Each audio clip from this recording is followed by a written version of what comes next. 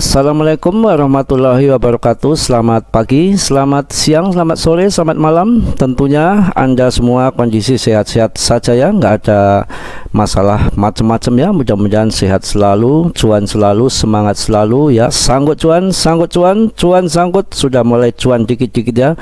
Berjumpa lagi sama Mas Bro Tegal ya, yang gelepotan, yang acak kadut, yang nggak karuan. Yang penting ya kita mendidik para pemula supaya nggak pada lari-lari nggak karuan, jejingkrakan karena pada sangkut, pada kacau ya. Saya akan didik yang bener ya, ngasih pemahaman yang namanya nggak tipu-tipu ya, yang mencerdaskan, bukan membuat Anda bodoh ya. Tentunya ya kita sama-sama orang kecil, kita sama-sama mencari cuan di kripto supaya kita menjadi jutawan dengan orang-orang yang modal kecil ya. Semua orang itu nggak semua modal besar ya, modal kecil banyak yang pingin ekonominya membaik ya. Kita di sini bantu-bantu yang baru pemula, jangan yang pemula langsung kita tipu-tipu mentang-mentang bodoh belum tahu kripto ya, dicekoki token-token micin yang nggak jelas juntrungannya. Kasihan ya. Semangat ya, maju terus ya, rawe-rawe rantas, malang-malang putung. Oke ya, saya akan sampaikan kepada Anda ya, kita itu kan namanya orang nggak punya uang besar semua, orang berduit semua yang portofolionya sudah matang ya, dengan DCE ya, uang sekian yang banyak uang, yang jutawan kan. Kita nggak semua begitu ya. Kita yang namanya ala kadarnya seperti ini ya, seadanya modal ya, nggak utang pinjol aja udah mending ya. Tataran lapisan kehidupan itu kan bermacam-macam. Kalau yang sudah matang, yang duitnya sudah banyak, kalau mengikuti yang orang-orang yang sudah besar, maka Anda nggak akan bisa mempelajari yang mereka jalankan. Anda akan terpuntal-pantil, terpentil-pentil Anda ya. Kita yang namanya pemula modal kecil ya, kita merambat dari recehan ya, kita sabar pelan-pelan. Ini kan kenaikan daripada altcoin yang sampai 14% dari cake itu kan, orang-orang yang berduit ratusan juta itu kan DCE umpamanya punya uang sampai 300 juta, turun DCE ya. Waktu kemarin cake turun itu ya, dia cuan banyak 14%. Kalau 100 juta udah berapa bro ya, sudah 14 juta ya. 14 juta kalau dia sampai DCE 3 kali ya, untungnya berapa ya, 14 juta kali 3 sudah 30-an juta lebih kan di situ ya. Pemenangnya orang mereka yang berduit ya. Kita sabar aja. Kalau kita nanti nunggu nunggu halping aja ya, nunggu nyaksiburan aja ya. Karena kalau di TP ya, yang modal 1 juta 2 juta ya, di TP hasilnya berapa belum bisa untuk ngopi ya. Ketika kita TP nggak taunya barang terbang lagi, begitu kita masuk sudah tinggi kan, begitu ya.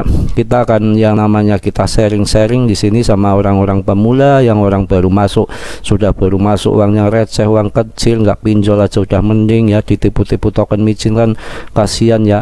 Ini kemarin saya bahas ya, untuk pemahaman Anda sudah saya sikat itu komennya yang panjang banget dari channel saya ya. Saya kan yang namanya dituduh ngepat pris, ngepat ini bodoh amat. Emang gue pikirin, bukannya saya ngepat pris ya.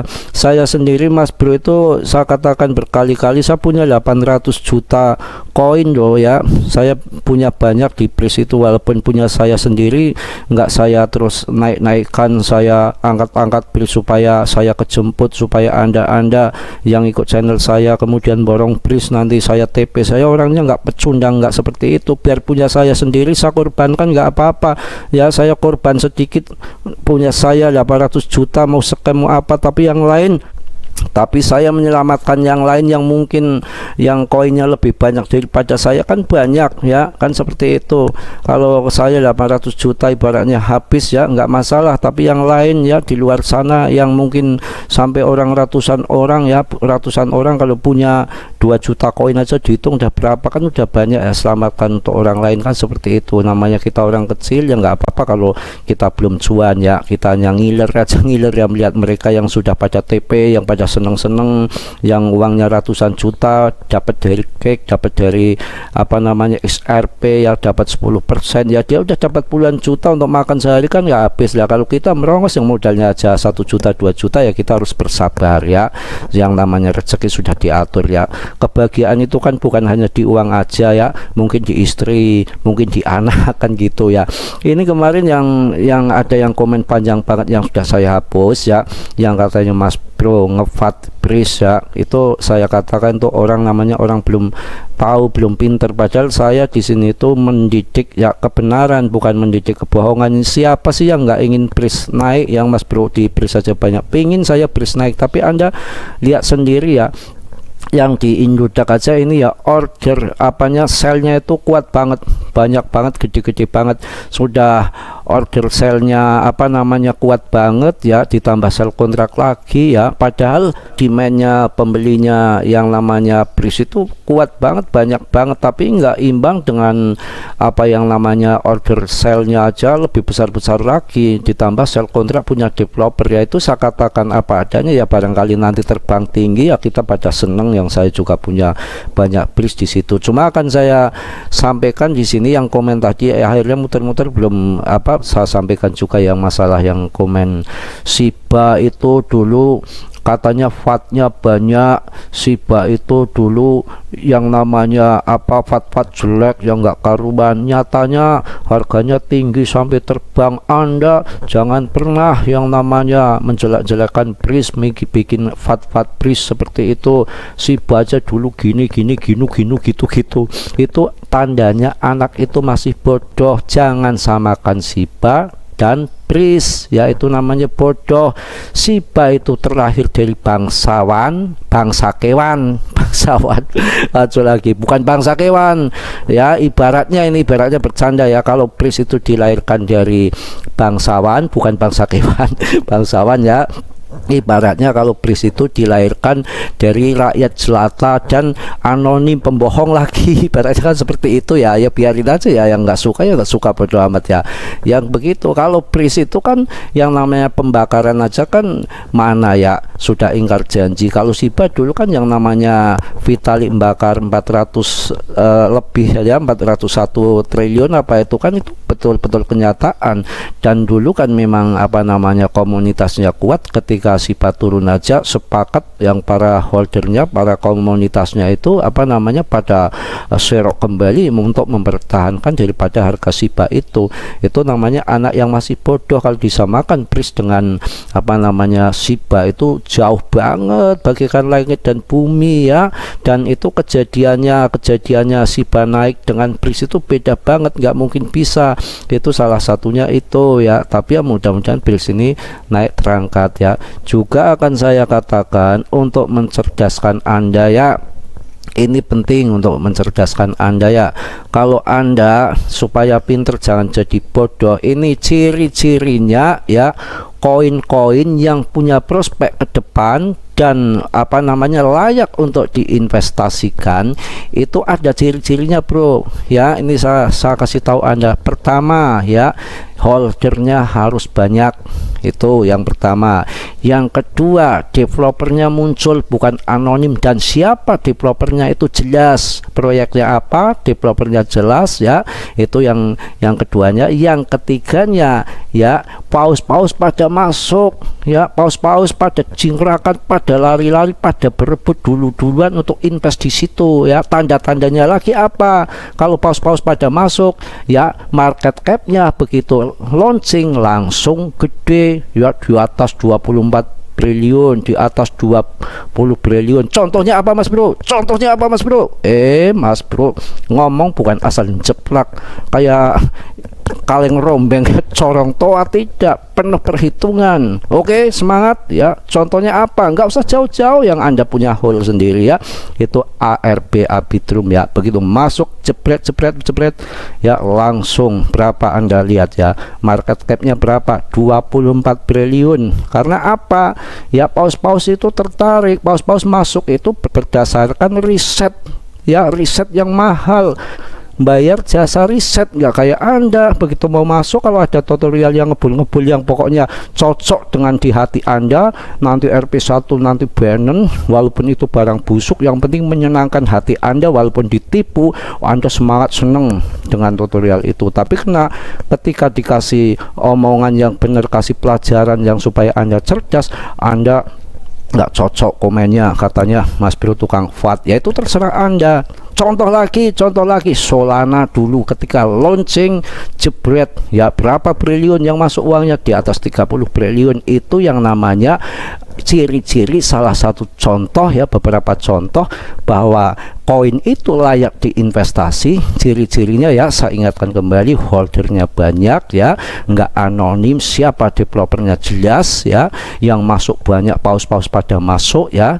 Dengan paus masuk itu kan berdasarkan dengan riset, jasa riset yang mahal ya, langsung market capnya gede. Arbitrum, ada Solana, ada banyak yang lain lagi. Kalau Bliss kan Anda tahu sendiri ya, holdernya aja nggak dipikirkan, ibaratnya sedikit ya, sell kontraknya aja ada, berjalan terus. Bagaimana mau menaikkan harga? Kalau yang namanya kita itu kan hanya sebagai holder, maju dan enggaknya mau dibawa kemanakah ini, mau dibawa kemanakah ini, itu tergantung daripada debtnya. Kalau debtnya mau diangkat, uangnya masukkan, dipancing-pancing, nanti debtnya jualnya nanti di harga tinggi bareng-bareng biar paus pada masuk, kan seperti itu. Paus saja pada nggak ada yang mau masuk. Nah, mudah-mudahan nanti ada kebenaran setan beli sini jadi masuk. Mas Bro juga udah males untuk mindah-mindah koin micin yang dari apa namanya Shiba Inu, yang dari Baby Doge, dari Raja. Ini saya pindah lagi ke Bliss, masa mau saya pindah lagi, bodoh amat. Mau jadi cacing ya saya udah udah males, mau jadi karbo ya alhamdulillah. Nanti saya TP, kalau mau turun mau apa di situ saya liatin aja. Ketika turunnya saya nggak mau beli lagi, kalau naik tinggi saya TP gitu aja, sudah selesai kan, seperti itu. Itu salah satu pandangan ya dari Mas Bro ya, mudah-mudahan bisa bermanfaat bagi Anda. Itu salah satu ciri-ciri koin yang bisa diinvestkan untuk masa mendatang. Jadi nggak sembarangan ya. Jadi seperti itu, jangan disamakan Shiba dengan Bliss. Kalau Shiba lahir di bangsawan ya, bukan bangsa kewan. Kalau apa Shiba, kalau ini Bliss itu kan dilahirkan di anonim kan, seperti itu. Ibaratnya kayak begitu ya. Ya kita sabar aja, kita mending masuk ya koin-koin yang sudah di top CMC. Kita kan namanya modal kecil, nggak kayak orang-orang pun sekarang itu dibagi-bagi bro. Ada yang invest jangka panjang, punya Charles Hoskinson, yang mana orang cerdas, orang pinter, yang memikirkan bagaimana dia itu memperhatikan holdernya bertaruh uang di Cardano. Itu mereka betul-betul dipikirkan kedepannya sama Charles Hoskinson. Makanya mau naik mau turun pada untuk holder jangka panjang, untuk investasi, banyak sekali yang ada di Cardano sama XRP sama Polygon.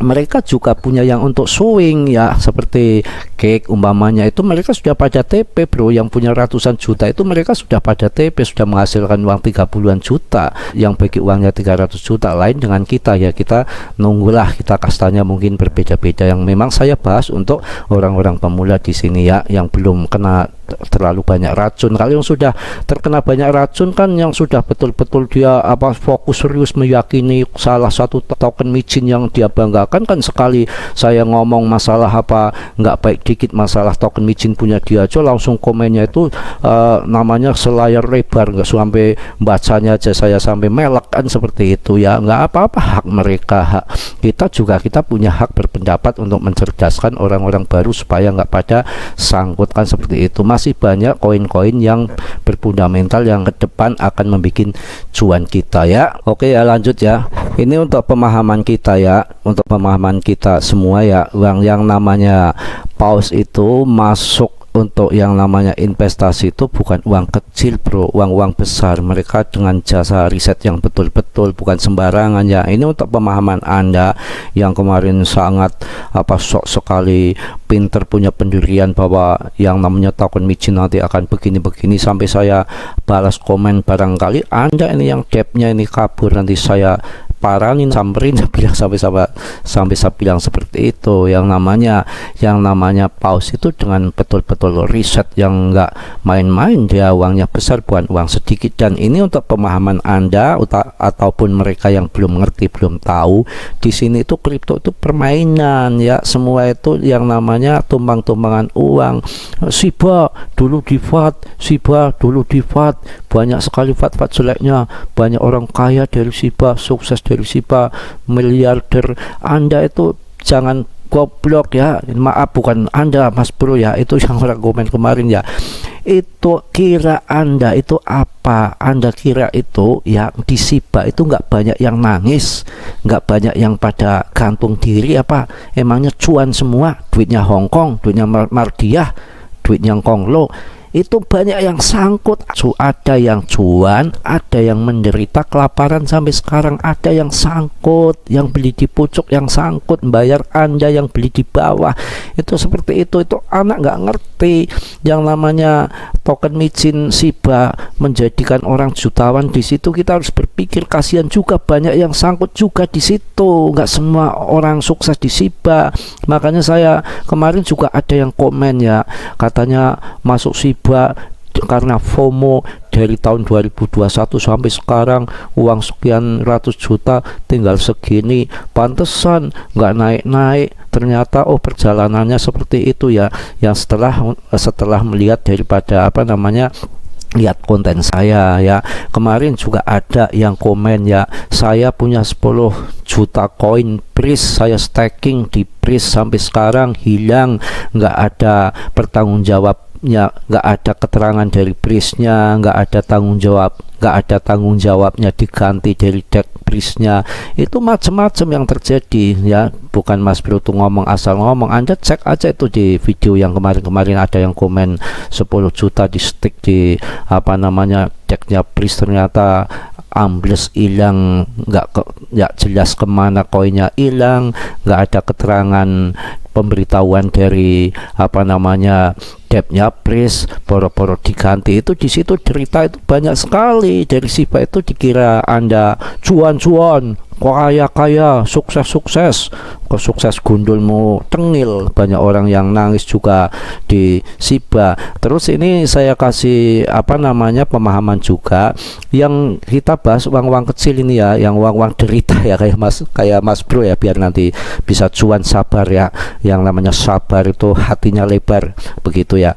Itu kan ada juga yang uang sampai 140 juta, ada yang uang sampai 200 juta. Itu ada yang komen di Mas Bro seperti itu, uangnya sampai sekarang makin habis karena apa? Banyak ya dicekoki tutorial yang bikin halu, yang bikin mereka terpelintur ya. Kalau Anda punya uang ratusan juta, sudah, Anda nggak usah lirik koin-koin yang lain. Walaupun punya fundamental bagus, punya prospek ke depan yang bagus, Anda masukkan aja BTC, ETH, BNB, udah nggak risiko, Anda cuan. Di saat harga lagi ngelosor, Anda masuk di ketika koin itu, BTC, ETH, BNB. Kalau udah punya uang ratusan juta, nggak usah serakah ya, udah Anda nanti pasti cuan di next bulan yang akan datang. Yang pertama naik apa sih? Yaitu BTC, ETH, BNB itu yang Mas pernah saya dalami dari dulu, yang naik itu.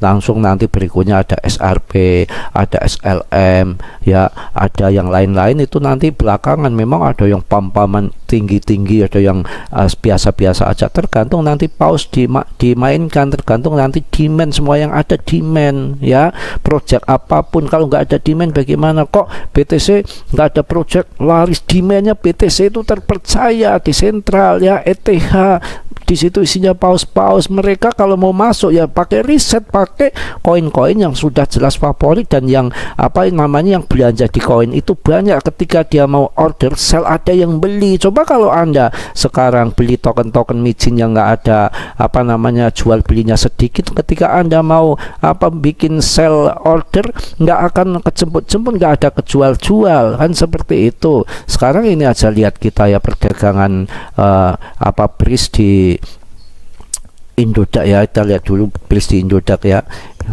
Kalau yang rame itu kan apa pergerakannya dari order sell jualnya dan buy-nya itu kan rame ya, gerak terus seperti apa itu Bitcoin kan seperti itu ya. Kalau ini di sini mandek seperti loadingnya pikiran ini apa Indodax ini ya, lemot loadingnya kayak gini nih ya, Anda lihat aja ya, ini kan mandek ya, yang sell juga melongo, nggak kejual-jual ya, yang mau beli juga melongo, nggak ada yang beli ya, nggak ada yang ngasih barang, semua sepi perdagangan. Yang dimaksud sepi itu seperti ini gerakannya juga kayak gini nih, anteng aja, sejam ya begini aja anteng, nggak ada yang terjual. Kalau rame kan terjual belinya ini bergerak terus, lari itu ya, ini kan anteng seperti ini. Anda ketika mau di sini sell order sell jual juga melongo nggak kejual-jual, itu ya udah cukup ya, belaweran udah banyak yang saya kasih pengertian kepada Anda. Sekarang kita masuk ke CMC, lihat koin-koin yang akan prospek, yang akan kita bikin cuan ke depan ya tentunya ya.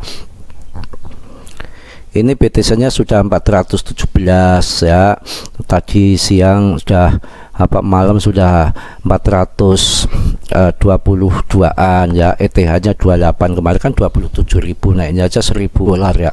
Polygon 6%, Cardano, SRP yang naik dulu kan yang koin-koin yang top 10 ini yang udah jelas seperti itu. Kalau yang ratusan juta ke atas uangnya, Anda ya pilih 3 koin aja udah, BTC, ETH ya, BNB.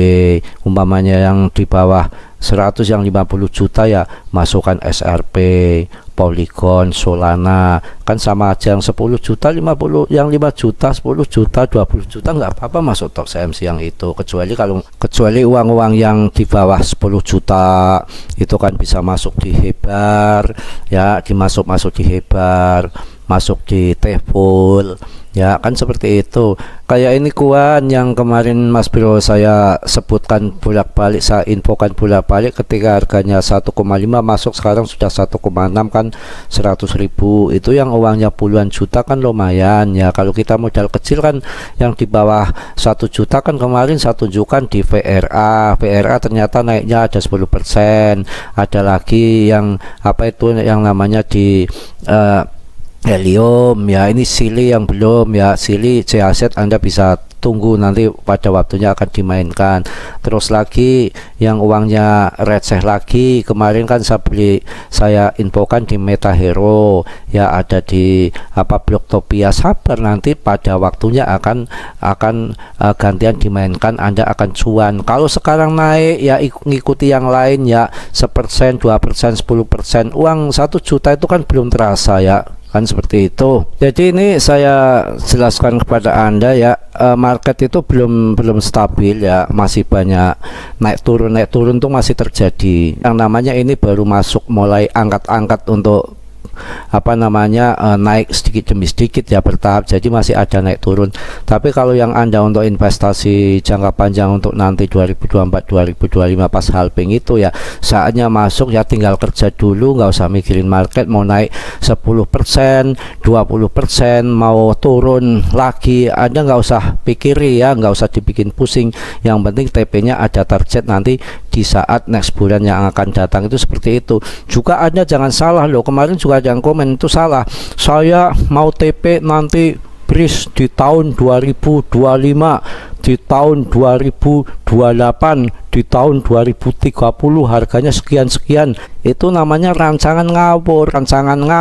Rancangan aja sudah ngawur, Anda sok pinter kan seperti itu. Kalau yang namanya kripto itu bukan melihat tahunnya, berarti yang begitu itu masih salah pemikirannya, masih keliru.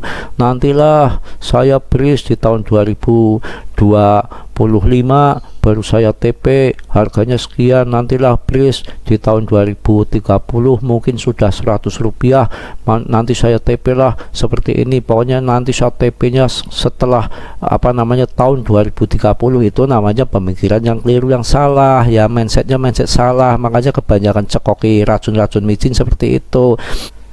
Yang namanya kripto itu yang ditarget itu bukan tahunnya, harganya yang ditargetnya saya mau jual nanti ketika sudah Rp1 itu baru benar ya. Yang ditarget nanti saya jual setelah tahun 2030 ya, barangkali tokennya sudah menjadi mayat, sudah koit, sudah nggak ada terkenal lagi, dan sudah nggak mungkin yang nanti masuk di tahun 2030 ditanya Coinbase mana, ada Coinbase mungkin sudah nggak ada. Itu ya saya kasih pemahaman, bukan saya mendoakan Base nanti rakul, enggak, itu suatu contoh aja ya, satu contoh aja. Jadi jangan targetkan tahun, yang ditarget itu harga.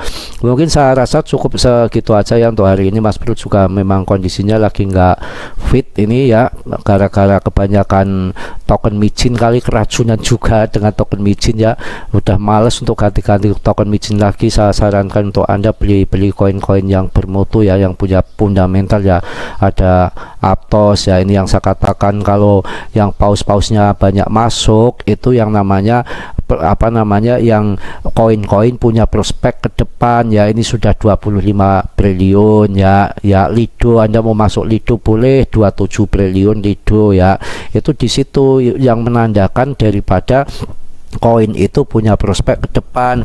Ini Filecoin lagi kena FAT, dikatakan koin sama XEC security. Tapi nanti kalau ini Filecoin ini memang suatu saat ya Trump jadi presiden, terus XEC ganti, ini Filecoin bisa terbang. Yang namanya Filecoin ini desentral, ini seperti Bitcoin sebetulnya ya. Makanya ini dikatakan security. Ini aja sudah 29 triliun Bro, market capnya ya. Itu Anda harus ngerti ya, supaya cerdas di situ. Ini Uniswap ya, yang Anda bisa masuk. Ini Uniswap juga punya decknya andalan daripada ETH.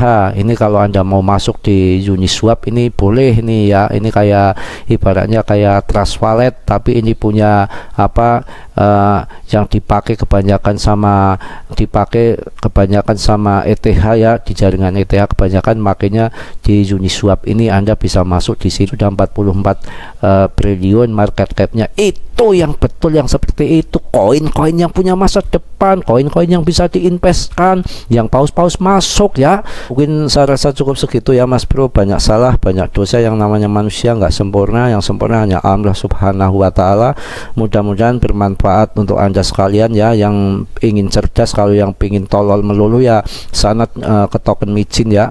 Banyak salah, banyak dosa, kelepotan namanya ya. Beginilah Mas Bro. Mudah-mudahan Anda pada sehat walafiat tanpa kurang suatu apapun ya. Yang belum subscribe tolong di subscribe agar channel ini bisa berkembang lebih baik lagi, dan Mas Bro semangat untuk bikin video ya tentunya ya. Mungkin cukup sekian. Salam Mas Bro dari Tegal. Wassalamualaikum warahmatullahi wabarakatuh.